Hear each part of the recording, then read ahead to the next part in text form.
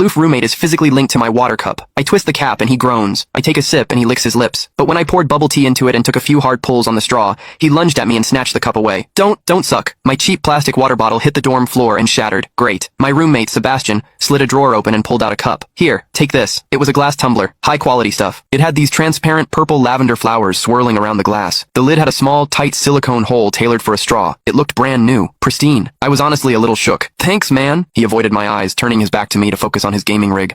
I carefully twisted the lid open. Immediately, a suppressed, low groan came from Sebastian's direction. I poured some warm water in and took a sip. Sebastian sucked in a sharp, jagged breath. His hand on the mechanical keyboard trembled, his fingers slipping off the keys. He licked his lips, looking like he was enduring some kind of torture or intense pleasure. His lips were thin, the Cupid's bow sharp like a knife. Looking at them made me want to bite them. Yeah, okay, I admit it. I'm into Sebastian. I swear to God, before I met him, I was the straightest guy in the state. After high school, my only plan was to get to college and bang a hot, bubbly cheerleader. But the moment I walked into this dorm and saw Sebastian, that plan went out the window. 4 years of college and he's the only one I want to mess around with. But I couldn't tell him. No way. I was terrified that if I spilled my guts, we wouldn't even be friends anymore. Because Sebastian is straight. Like, painfully straight. Only 2 weeks ago, he turned down a senior, a varsity swimmer, total stud, who asked him out. After that, Sebastian came back to the room and sat at his desk with a face like thunder for hours. The guy must be a raging homophobe. Maybe it was because the cup was a gift from my crush, but that warm water tasted sweeter than usual. It had a weirdly good aftertaste. I grabbed a straw from my desk and shoved it deep into the hole on the lid. The second I did, a strangled moan ripped out of Sebastian's throat. He bolted up and sprinted into the bathroom. Weird. We were just gaming. Why the hell did he suddenly need a shower?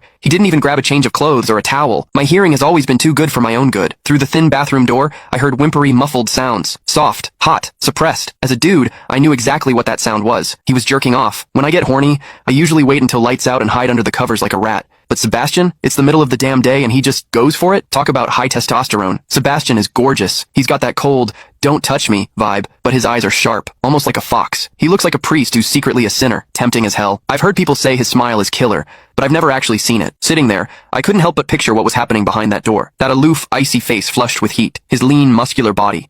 The veins popping on the back of his hand as he gripped himself. Does he keep that cold expression even when he's beating his meat? My thoughts were getting way too dirty. My face felt hot. After a long time, I heard a final, guttural grunt from the bathroom. The door clicked open, and Sebastian walked out. His face was bright red, a sheen of sweat glistening on his forehead. There was a visible tooth mark on his lower lip where he'd bitten down too hard. He walked straight to his wardrobe, grabbed fresh clothes, and went right back into the bathroom. Then the shower turned on. Okay, now he was actually cleaning up. The mental image of him panting in there made my throat dry. I grabbed the glass tumbler again and chugged a few large gulps. The water in the bathroom stopped, then started again. It took him forever to come out. When he finally did, he looked at me with this weird, resentful glare. Strange. Was I imagining things? Sebastian sat back down to game, and I poured myself another refill. I wasn't really thirsty anymore, but I began chewing on the plastic straw out of habit. Click the link in my bio to get the full story for free.